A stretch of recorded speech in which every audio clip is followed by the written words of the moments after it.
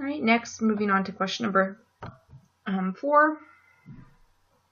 So this question says, if a newborn weighs less than 2,500 grams, they're considered underweight. And a physician hypothesizes that the average weight of newborns born to smoking mothers is less than 2,500 grams. So basically, this physician is hypothesizing that on average, smoking mothers will have babies with with low birth weight.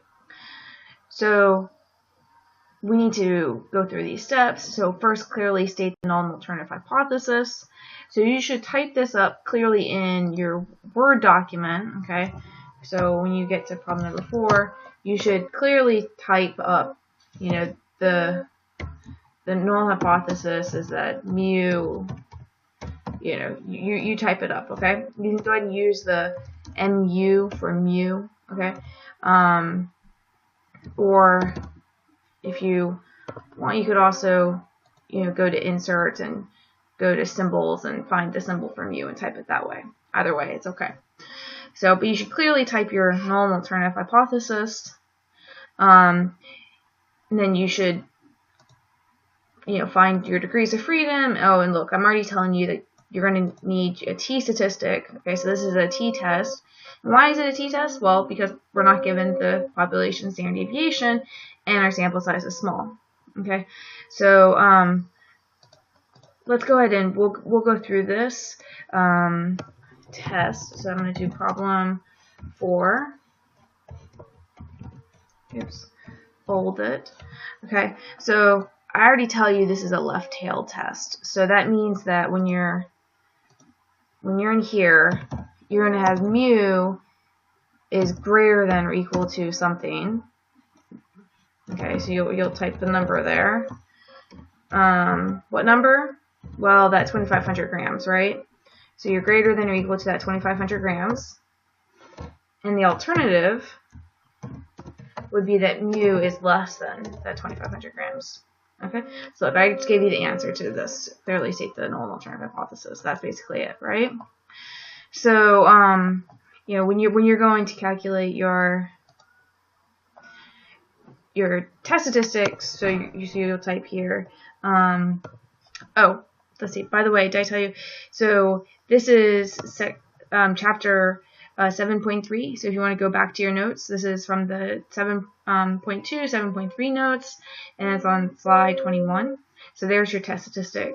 So if you forget that, you can go look it up. So we need the mu from the null hypothesis. So that's going to be the 2,500.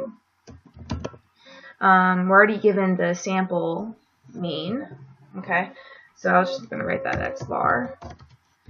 So this is going to be the sample mean from the smoking mothers. Okay, so I'm just going to highlight that cell. The sample mean for the smoking mothers. And then the S, the sample standard deviation for the smoking mothers, is this number over here. So highlight that cell.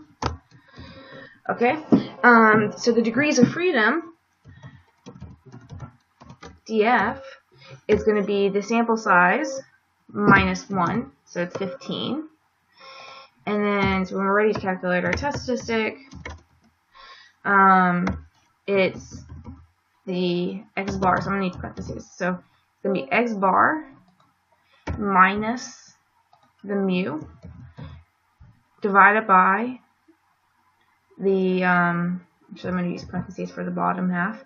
So the standard deviation divided by the square root of n, right, which is 16. Or you could actually just highlight this cell, 16. Either way. Okay, so there's our test statistic value. And then we're ready to find the p-value. So this is a left-sided test. Okay, so that means, so I'll be doing t dot dist, and then I'll be highlighting the test statistic value, and then the degrees of freedom is 15. True for cumulative. Okay, I don't need to do 1 minus or anything like that because this is a left-sided test. If it was a right-sided test, you would do 1 minus. If it was a two-sided test, you would multiply it by 2. So this is one-sided test. And so we just leave it. There's the p-value at 0.999. Okay, so you use that information to say whether or not you reject or fail to reject the null hypothesis. And then you'll make a clear conclusion, meaning you'll say there's enough evidence to support that the birth weight of those who are born to smoking mothers is less than 2,500 grams, or there's not enough evidence to say that the birth weight is less than 2,500 grams.